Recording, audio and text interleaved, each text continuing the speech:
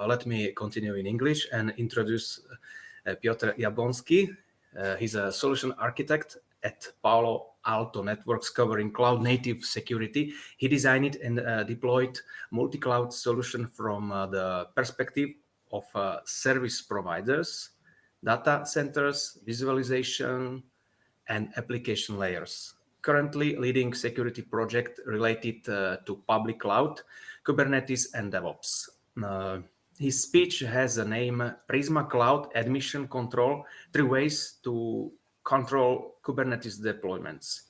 This session presents through demo 3 ways to control Kubernetes deployments. Prisma Cloud provides a simple and multi-cluster solution as an admission controller for Kubernetes. This is built on the Open Policy Agent, OPA. In a console, you can manage and compose rules in Rego, which is OPA's native query language. Rules can allow or deny pods based on the settings. The other method will be presented using Checo. You will also see how to set up a policy where you can trust images you want and block untrusted images. Proszę pana o prezentáciu. Yes, thank you for the introduction. Hello everyone, my name is Piotr Jablonski. And let's get started then. So what is the agenda for today? We have 3 main points. The first is the admission control with with the Chekhov engine, then OPA engine. So there are 2 engines, and there might be different implementations as well, but OPA is one of the most regarded option right now. Chekhov is the additional one, and you will see what are the modifications and changes can be this part can be associated with the solution, and also image verification, which extends the capability of admission controller. So what is the admission controller, by the way? If you didn't have any chance to use it, by default, Kubernetes is using admission controllers internally, and there are different types of admission controllers. There might be validating, mutating, or both. So mutating admission controller is essentially modifying related objects. Validating is checking specific settings and allowing or blocking, denying these settings from being deployed or used. Essentially, admission controller is a piece of code which takes your request, the request which is sent to the server API, and before the YAML file with the specific configuration is realized, is deployed into the environment, is written to the etcd as a persistent object. First of all, the request is authenticated, authorized, and verified against settings.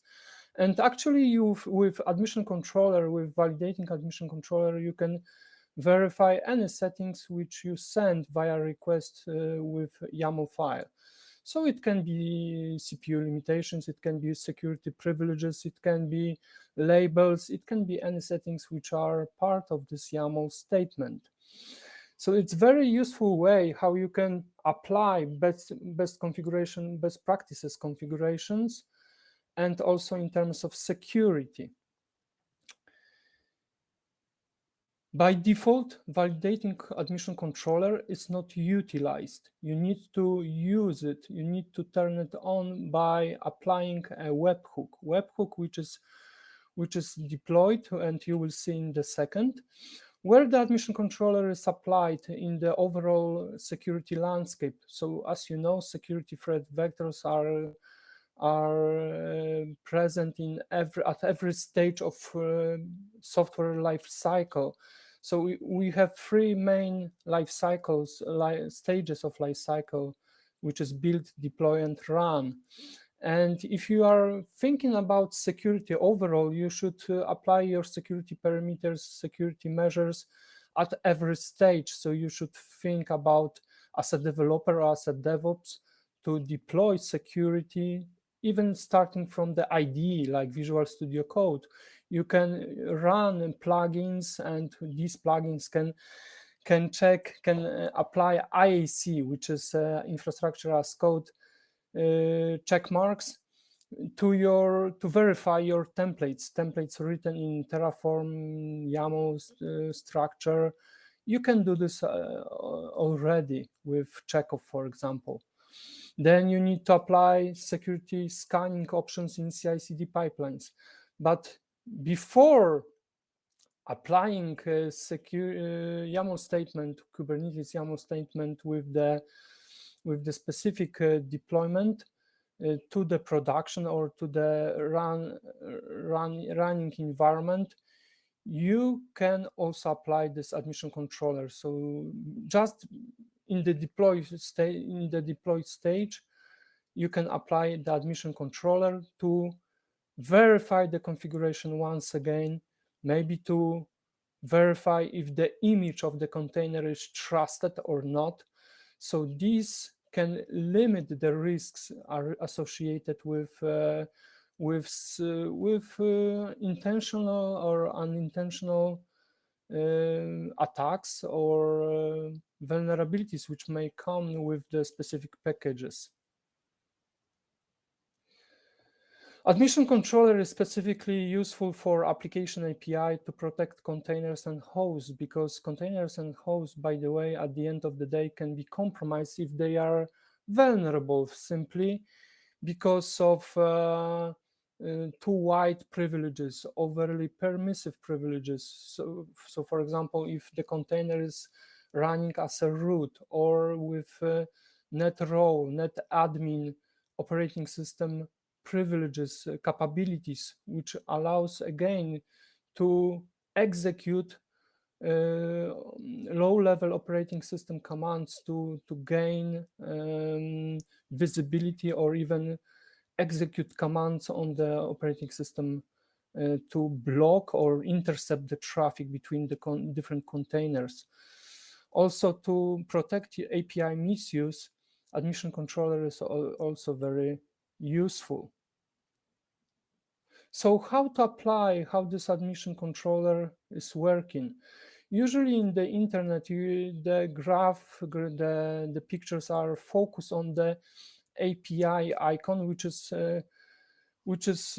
breakdown to the different stages. Here on this picture, I put it on just single icon for the API request, but I focused more on the Webhook side and what is happening beneath, so at the later stages. So during the first stage number 1, in the first step, the administrator is sending the YAML file to execute kubectl -f apply, for example, and do the deployment of the pod, is sending the API request to the API server. Then the API process, if there is a webhook deployed already, there is a knowledge that before going into the deployment, the webhook should be used. Webhook is pointing at the enforcement and policy stage, and this stage is represented by service SVC. So this is the second step. And behind the SVC, there might be one or multiple of containers or processes which are actually verifying these settings. Because at the end of the day, someone must verify, compare the YAML statement manifest with the configuration which is the best practice or which is expected configuration in your case. So in the step number 3, SVC is redirecting this API request to one of the pod. To one of the pod, because this is working like a load balancer. So just one of the pod will receive this request in step number 3. And within the pod, there must be the either the script or the part of the engine or the binary which is executed, which is running, and after receiving the API request, it takes the JSON statement, because at the end of the day, API process is transforming YAML file to JSON format, and it's simply comparing our best practices against the requested file, and based on the settings, it sends the deny result or allow result as a in the 4-step visible action step. Here, the dashed line means that pod is sending the result at the end of the day to either the user or the deployment. It's not direct response, because of course the API request is sent by the API process in the Kubernetes. So actually, pod is responding to the API request first of all, and API server is responding to the user. So this is a simplified view what is happening, the logical view of what is going on. If the statement, if the analyzing process is successful, is allowed, then on the right hand side we see that the pod is sending the logical result to allow, and the deployment phase is realized by instantiating the pod. So let's have a look right now how it goes in the environment. So I have a cluster as a GKE cluster, very simple one with just one node. I had a cluster with 4 nodes, but I broke just before this event due to some testing. So I will utilize a different cluster here right now. And in this cluster, let's have a look. Get pods. There is almost nothing here.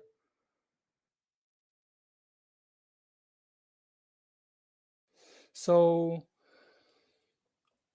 nothing in the default namespace. We have some typical Kubernetes GKE kube system pods, and also additionally there are 2 bridge group pods, which are these pods which are having the engine to verify the settings.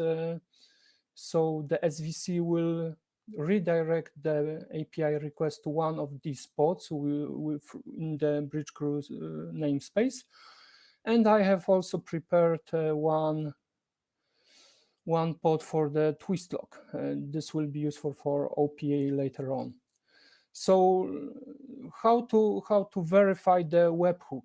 To verify the webhook, we can utilize the command kubectl get validation webhook configurations.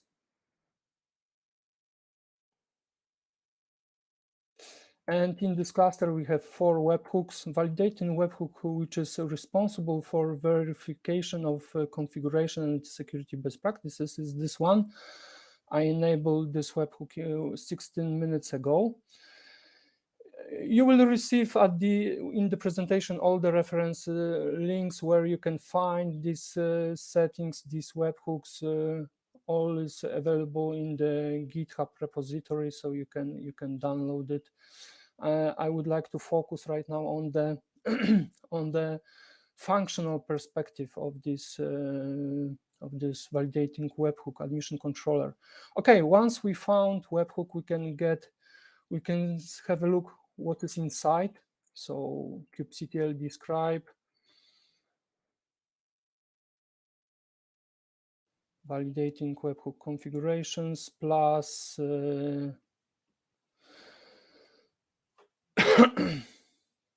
plus the name of the webhook. And this webhook is almost very basic one. I mean, there are many empty parameters, as you can see. many empty parameters. We have a certificate which authenticate the components to each other. What is more important, we have the name of the SVC. So we have the name of the SVC, the namespace bridge crew, and the identification of the service itself. Webhook is connecting to the SVC to the port on the port 443 TCP. And we can see that the engine is based on the WRF.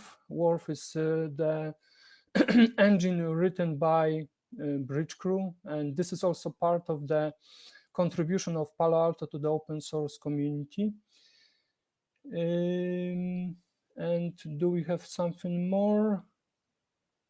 And important thing is failure policy, because what happens when the webhook is not working or is broken, or SVC does not work, or there's a communication blocked, or ports behind the SVC are broken or not running anymore, then the API request sent to a webhook will not get the response, or the response will be malformed, or anyway, it won't work as expected. Then the failure policy is used to make a decision whether, if there is a failure on the API request, we should fail the deployment or not. So this is the setting which is failed equal to fail close. Any failure component will result to the fail closed, which means any execution of API request kubectl will be failing as well if there is a failure. You can change this failure policy to ignore, so this will result to the fail open policy, which means any failure with the webhook, SVC, or the pod results with in the allow statement simply. So you can decide one or the other. Then we can get the SVC. We have the SVC as visible, and let's have a look what is inside. SVC validate.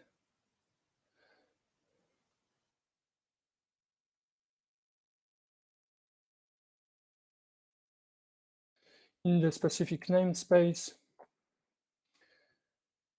Yeah, and we can notice the front-end IP address. We can notice the front-end TCP port. The backend TCP port is 8443 TCP. And we have just one endpoint which is sitting behind. So this is one of the ports which was visible previously. And this port is having the specific binaries, WRF engine, Chekhov engine, and the template with check marks, and these check marks are compared with the statement or manifest, Kubernetes manifest we would like to execute in our environment. So these are the components: webhook, SVC, and the backend either pods or processes. In the Kubernetes world, it will be, as you see, it is pods. So we are ready to test this validating admission controller. How we can test it? We can first of all think up what we would like to achieve. We can, first of all, we are testing Chekhov, so we can find on the bridge crew side all the Kubernetes policies which are deployed, which are executed and verified by default. So for example, if we would like to run containers as a root, so this rule will not allow us to run containers as a root. there is also the indication and the description what must be the or should be the correct setting, also with network capability, also with other settings. There are hundreds of different rules, and these rules are also part of these pods. They are inside the pod. How to check this out? If we go to the bridge crew 7,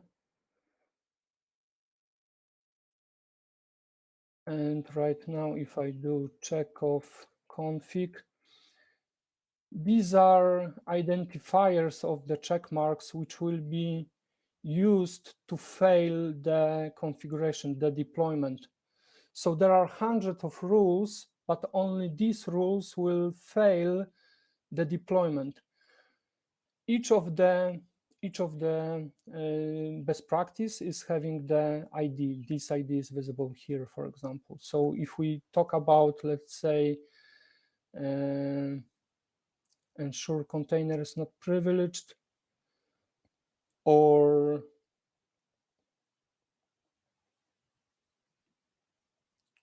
ensure containers do not share the same host network namespace. This is ID check of Kubernetes 19. So this is also part of this this validation. So right now, if I would like to run a YAML statement with the privilege pod, so let's have a look on the privilege YAML statement. This is very simple YAML statement with just one pod, just for the sake of simplicity and clarity.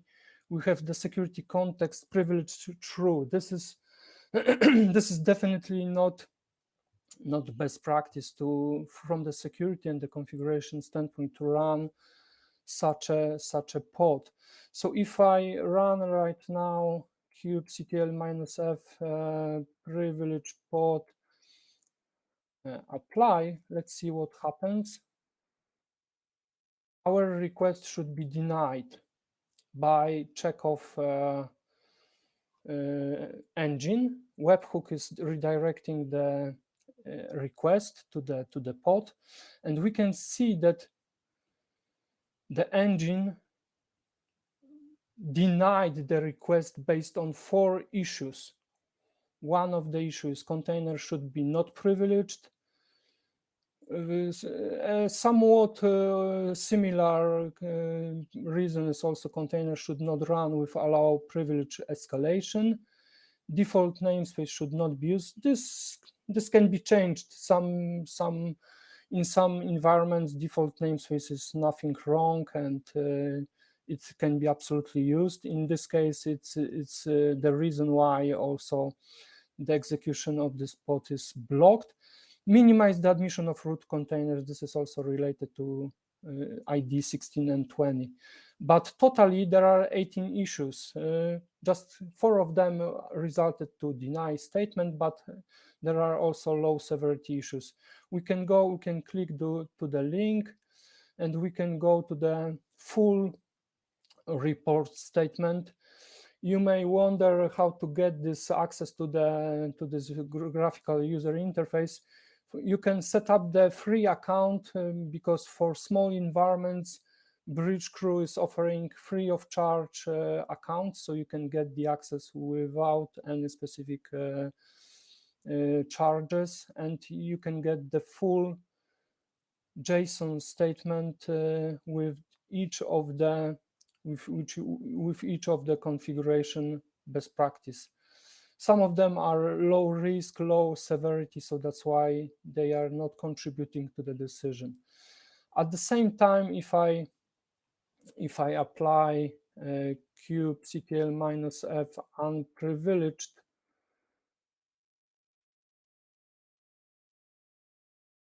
pod, so with the security context privilege false, this pod should be should be deployed.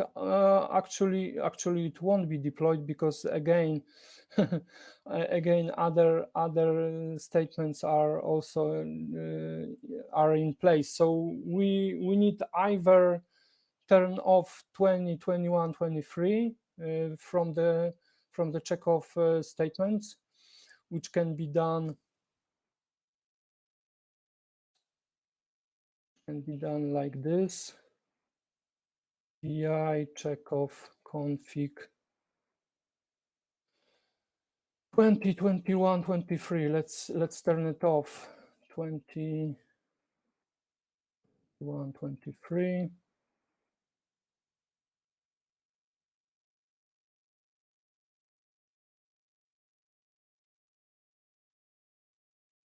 Okay.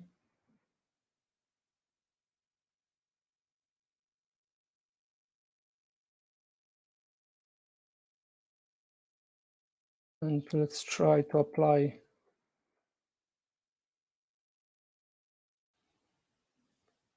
our unprivileged pod again.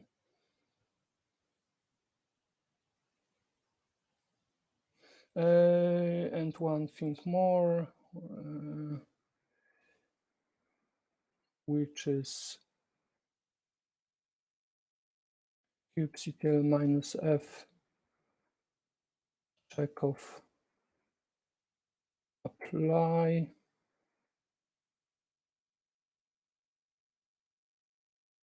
Because we need to apply changes. Okay, the last try.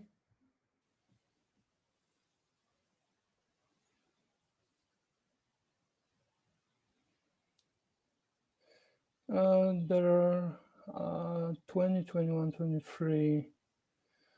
Okay, we need to change the configuration which is applied. Let's leave it as of now. Of course, we need to modify the settings, but nevertheless, if you want to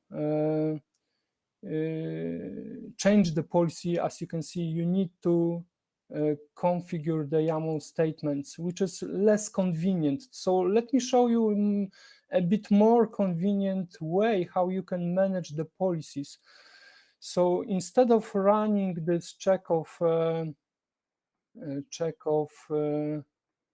engine, by the way, why I showed you checkoff engine? Because the same practices, the same best practices you can apply also in CI/CD pipeline as a IAC scanning, and also in the Visual Studio Code as a plugin for your developers, for yourself, to use it and to check the best practices against your templates which are created already.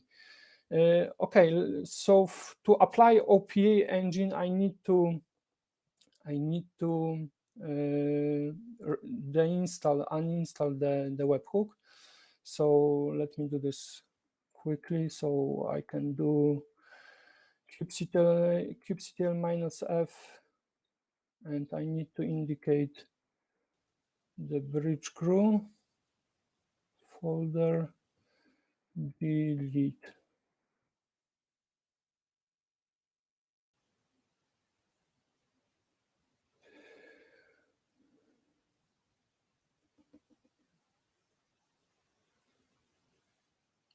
Okay.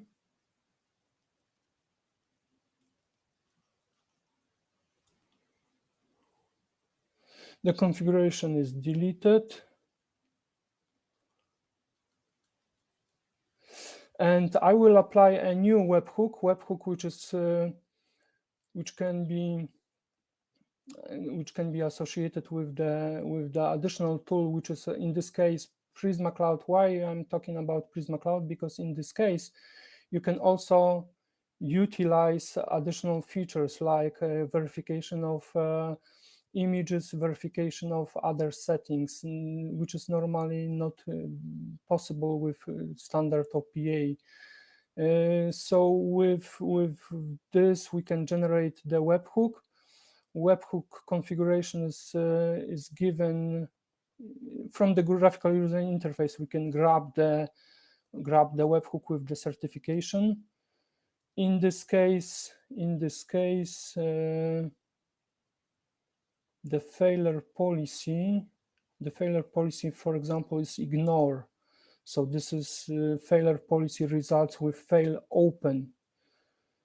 Comparing, but you cannot change it, of course, comparing to the check of the previous example. Okay, we have done it. Let's verify if the just 3 webhooks left. Let's apply the webhook. I prepared a YAML file already.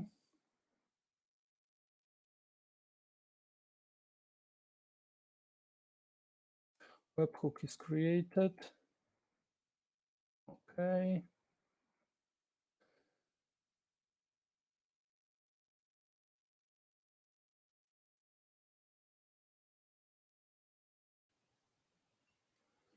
Let's verify one thing more.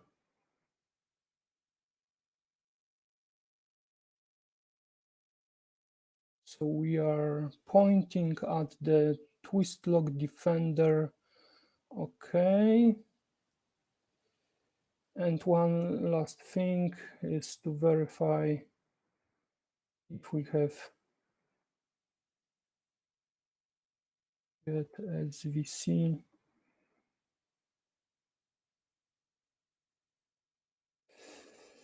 All right, so it should work. Let's have a look how this work against our privilege pod.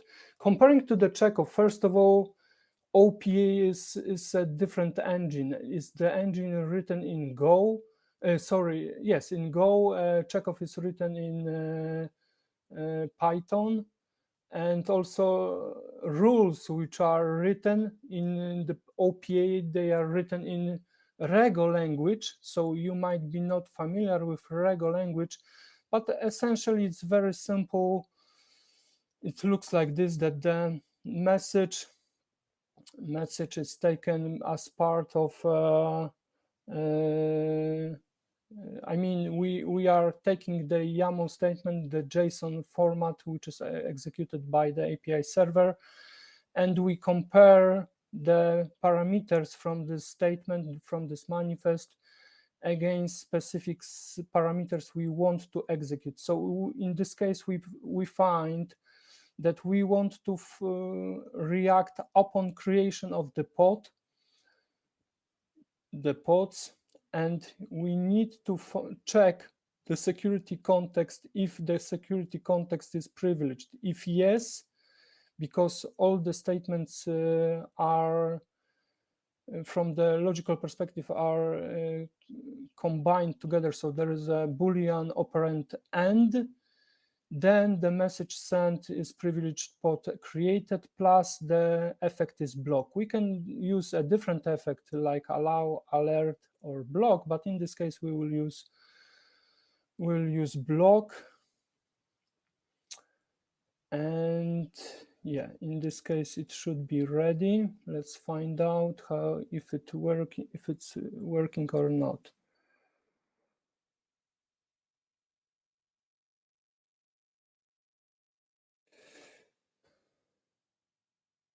kubectl privilege pod apply.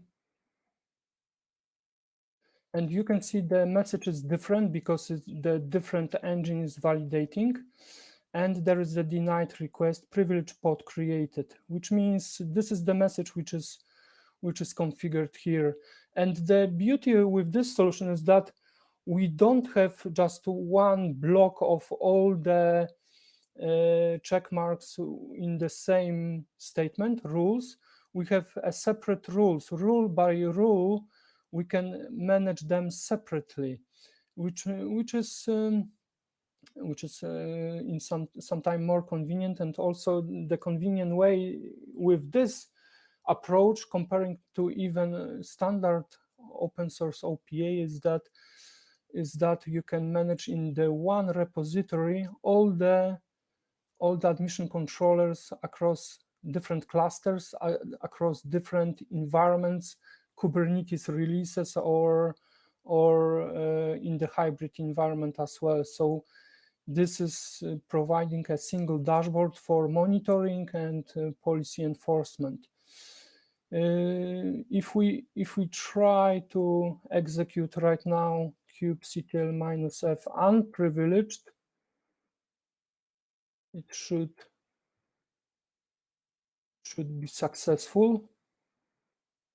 Pod created.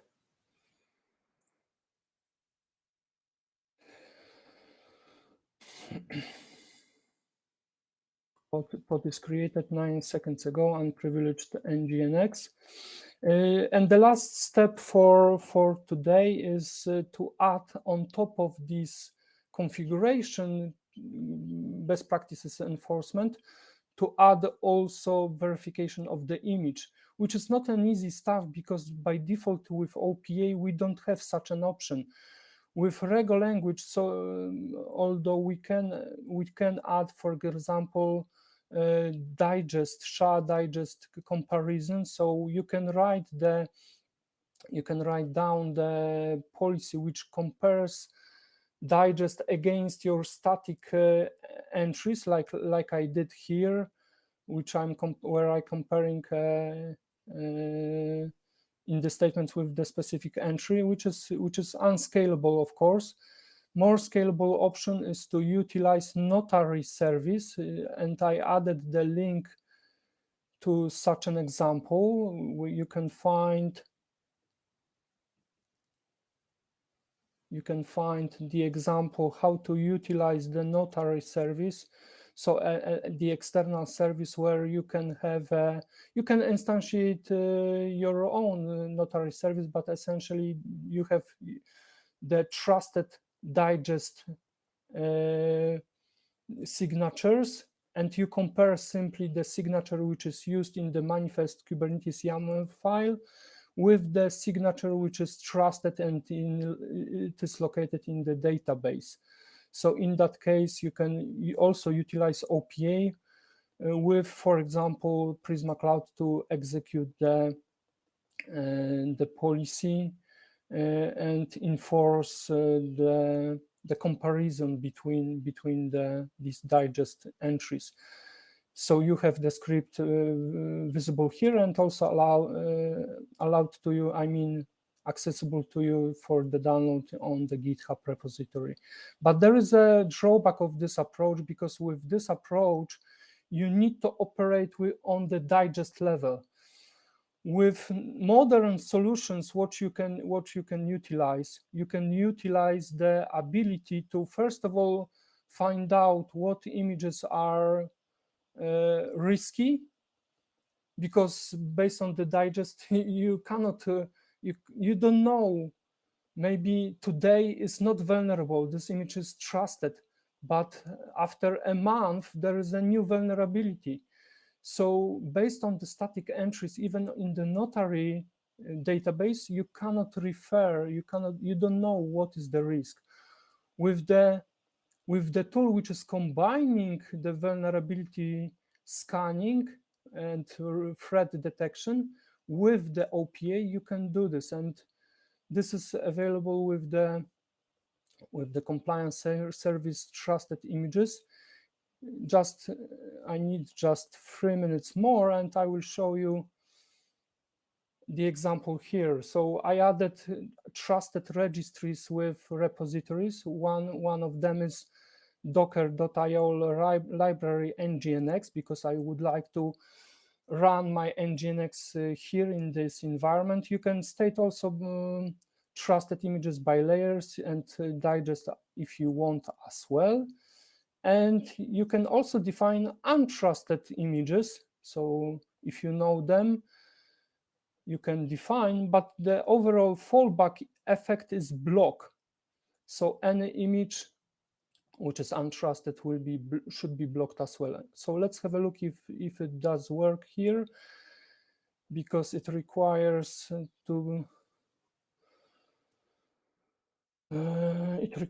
correct settings. Alpine So I have additional statements for Alpine. This is very simple pod with just Alpine image, but Alpine image is not added as trusted in the configuration. So even in this case, we should expect that this pod won't be deployed.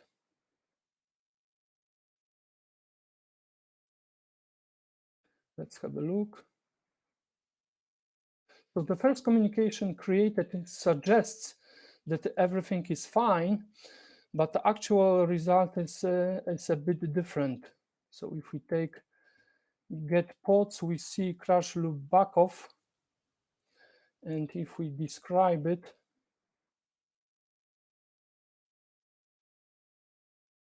pod Alpine, we can see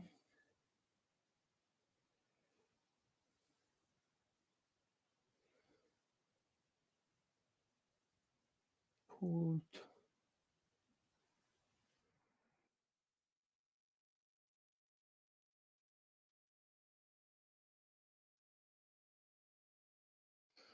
there is no message here,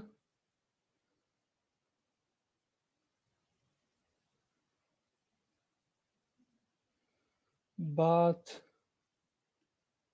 this image should be blocked. Let's have a look on the should be blocked by the trusted images feature, not by the other consequent different reasons. Let me check. So these are all the blocked images.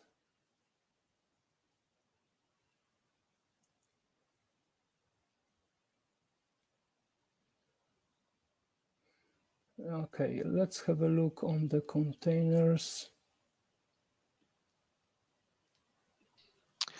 Yeah. Piotr, I will have to interrupt you because we are running out of time. So maybe thank you for your presentation. We have here several questions. I will probably ask you one or two of them. Mr. František Ferenčík is very put maybe 3 or 4 questions. We have probably just time for one. I choose just one. Is this solution competitive, for example, for aqua security or to carbon back for containers resp to Octarine?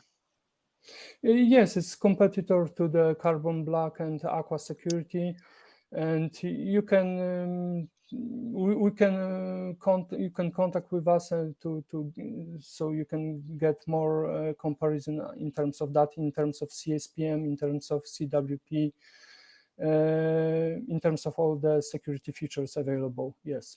Okay, thank you. And maybe the last question, is this solution able to integrate with Harbor for private registry? Yes, you can do this with to integrate additional registries. Mm-hmm. Okay, so probably thank you very much for your presentation. And František, I will ask you if you have any other questions, please. Here is, sorry for interrupting. Yeah. Here is Harbor. Okay, so great. Registry, you can choose one of the registries you want to integrate. Mm-hmm. Okay, that's great. So I will ask František to ask additional questions in the booth, and you can probably also privately talk and to talk about it. Okay. So thank you very much for your presentation. Thank you. I think it was really good. Bye. Thank you. Bye bye.